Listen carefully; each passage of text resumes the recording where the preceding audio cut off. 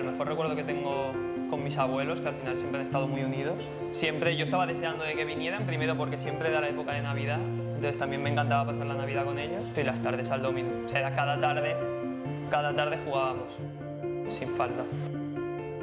La fortaleza que tiene, con todo lo que ha pasado en la vida y incluso ahora, como sigue tirando para adelante siempre. Sí, que hacerles caso ahora a los hijos y a los nietos.